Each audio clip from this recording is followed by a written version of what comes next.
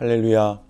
하루를 시작하는 모든 성도들께 하나님의 은혜와 평강의 축복이 함께 하시길 기도합니다.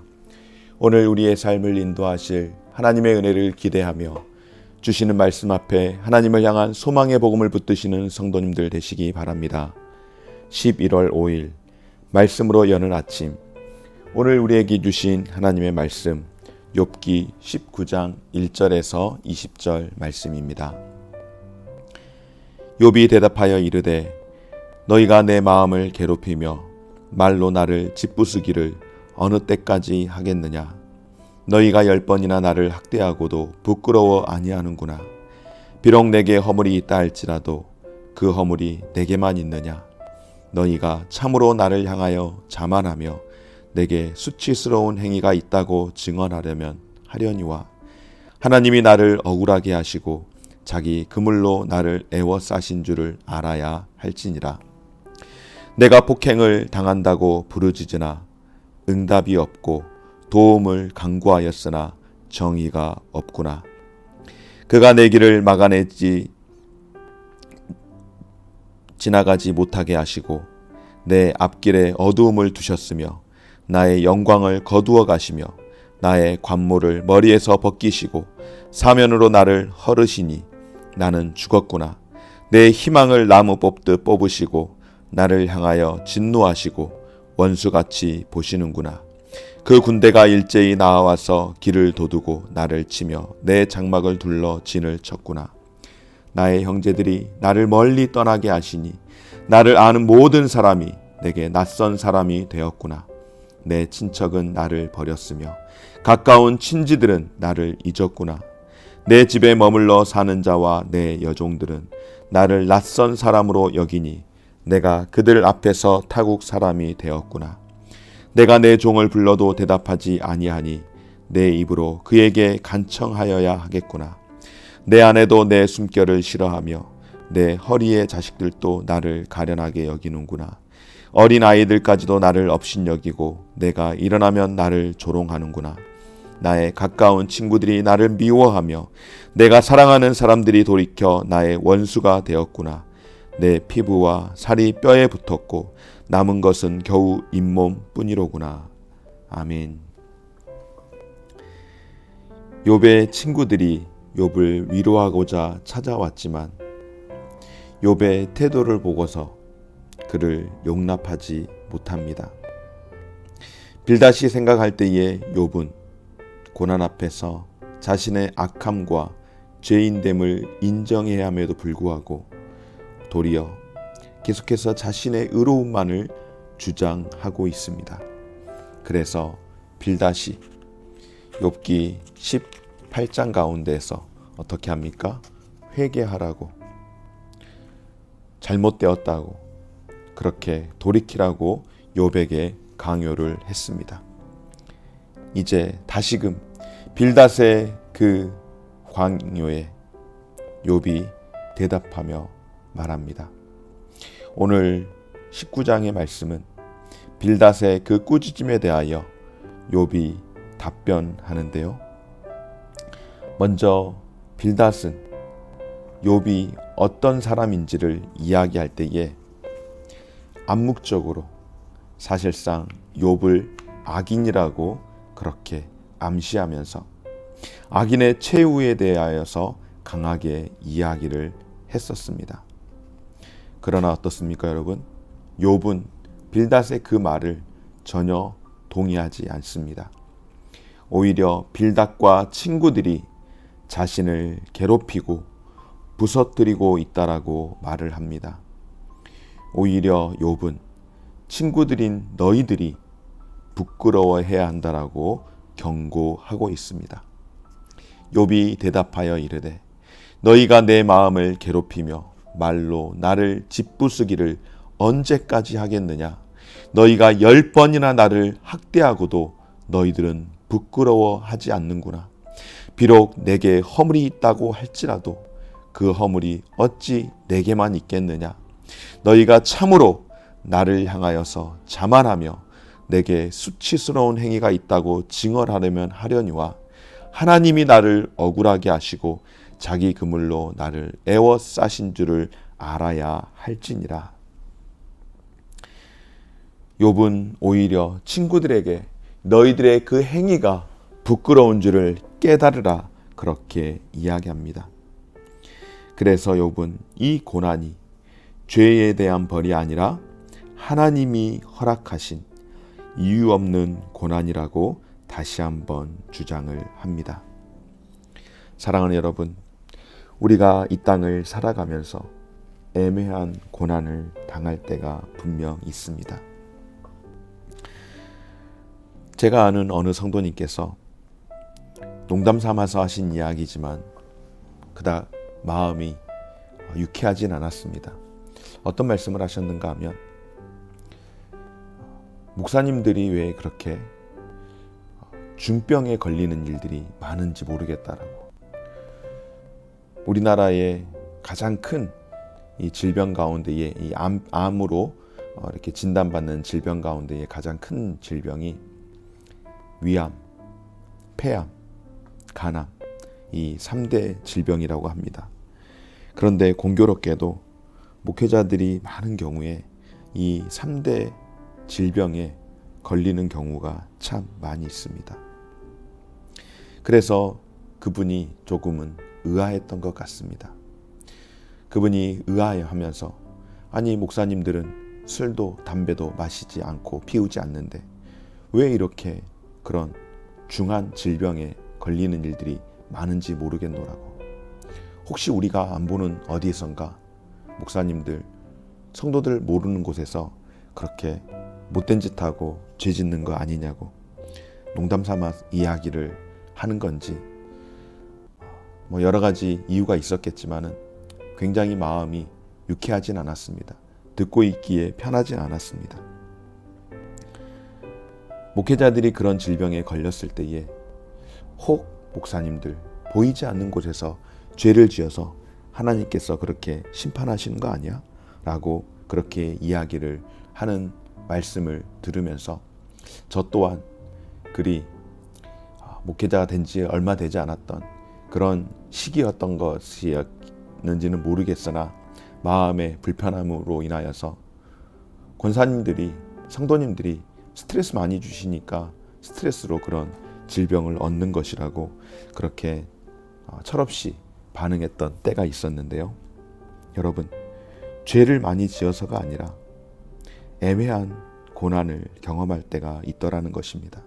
어디 목회자뿐이겠습니까? 성도들 간에도 정말로 신실하게, 정말로 믿음으로 삶을 살아가는데 애매한 고난을 경험하는 성도들을 보게 됩니다. 그러므로 여러분, 현재의 삶의 평안함을 근거로 해서 죄의 경중을 판단해서는 안 되는 것이죠. 예수님께서도 실로암 망대 사건을, 누가복음에 있는 그 사건을 두고 실로암에서 망대가 무너져 죽은 18사람이 예루살렘에 거하는 모든 사람보다 죄가 더 있지 않다라고 그렇게 말씀을 합니다. 애매한 고난이 우리에게도 찾아오더라는 사실입니다. 사랑하는 여러분, 욥은 자신이 남들보다 더 큰 죄인이 아님에도 하나님이 엄청난 고난을 허락하셨다는 사실에 탄식을 하고 있습니다. 욥이 당하는 고난은 인과 법칙으로 설명되는 것이 아니라 하나님의 간섭 아래 일어나고 있다는 점에서 악인들이 죄로 인하여서 파멸을 당하는 것과는 근본적인 차이가 있습니다. 그런데 욥의 친구들은 빌닷도 역시 무엇이라고 이야기를 하는 것입니까? 바로 죄에 대해서, 악함과 죄인됨으로 인하여서 이런 고난을 당하고 있기에 그 죄를 인정하고 회개하라고 강요를 하고 있습니다. 사랑하는 여러분, 오늘 욥이 당한 이 고난을 주시는 분도, 고난에서 구원하시는 분도 하나님이십니다. 그래서 욥은 하나님이 구원해 주시기를 오늘 간구하는 줄 믿습니다. 사랑하는 여러분, 욥은 소외감 가운데서 하나님께 호소합니다. 그의 형제들이 욥을 다 떠나가고 그를 알던 많은 사람들은 이제 그를 더 이상 모른 채 합니다. 친척들도 그를 버렸고 종들도 그를 외면합니다. 심지어는 가장 가까웠던 아내조차도 그를 멀리합니다. 그리고 그와 가까웠던 친구들이 오히려 욥을 미워하고 죄를 회개하라고 그렇게 조롱하라면서 그 누구 어느 한 사람도 진실한 욥의 위로자도 친구도 되어주지 못하는 이런 환경 가운데에 고난의 때에 더해지는 내적 상처와 소외감으로 욥이 고통을 경험하고 있는 것입니다. 사랑하는 여러분, 사람은 다른 사람을 전적으로 의지할 수도 없고 누군가를 위해 위로자가 되어주지 못함을 오늘 욥기 19장 말씀을 통하여서 다시 한번 우리에게 들려주시는 이유가 무엇일까요? 바로 사람은 우리의 의지의 대상이 되지 않기 때문에, 되어서는 안 되기 때문에. 왜요? 모두가 죄인이기 때문에. 우리 인생들은 의지의 대상이 아니라 우리 인생들은 하나님 앞에서 죄인으로서 죄 용서함을 받아야 할 인생들이라고 하는 사실입니다. 예수님과 맺는 관계는 일반적인 인간 관계와는 비교할 수 없습니다. 사람들은, 인생들은 의지처가 되어주지 못하지만, 죄인이기에 우리의 문제를 해결해 주지 못하지만, 예수님과 맺는 관계는 세상에서 사람들과 갖는 관계와 전혀 다른 주님의 그 능력, 주님은 우리가 사망의 음침한 골짜기를 지날 때에도 우리와 함께 해주시며 우리에게 기댈 피난처가 되어주시는 줄 믿습니다. 세상은 우리에게 기댈 수 있는 처소가 되어주지 못하고 의지가 되어주지 못하지만 예수 그리스도 그분만이 우리의 인생을 허무하게 끝나지 않도록 지켜주시고 우리를 지켜주실 뿐만 아니라 우리의 피난처요, 우리의 피할 바위시며 우리의 피할 산성이 되어주시는 줄 믿습니다. 고난의 때에 더 심해지는 내적 상처와 소외감이 깊어질 때에 인생이 아니라, 방백들을 의지할 것이 아니라 더욱더 우리의 피난처 대신 예수 그리스도를 의지할 수 있는 저와 여러분들의 삶이 되어지시기를 주의 이름으로 축원합니다.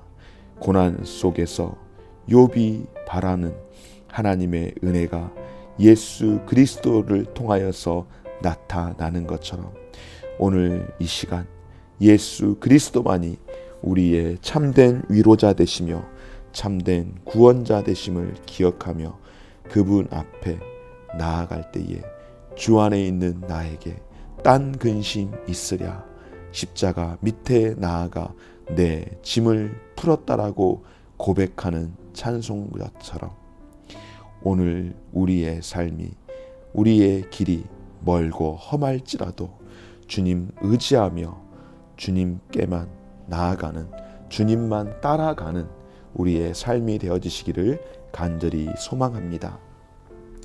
좋으신 하나님 감사드립니다. 우리가 살아가는 우리의 삶이, 하나님께서 우리를 인도하시는 우리의 그 가는 길이 직선이 아니라 곡선일 때가 참으로 많음을 고백합니다. 그러나 곡선이기에 보이지 않아서 우리가 낙심할 때가 있습니다.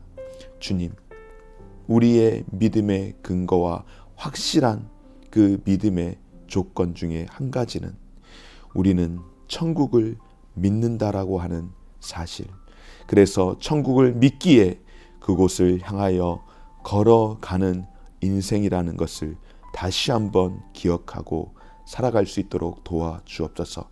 천국에 대해서 우리가 다 알 수는 없지만 천국을 믿기에 그 길을 걸어갈 때에 하나님께서 반드시 우리를 그 곳으로 인도해 주신다라는 믿음의 확신을 가지고 오늘도 한 걸음 한 걸음 나아갈 때에 주 안에 있는 나에게 딴 근심이 있으랴, 내 앞길 멀고 험할지라도 나 주님만 따라갑니다라고 하는 믿음의 고백으로 오늘을 살아내는 귀한 성도들의 삶이 되게 하여 주옵소서.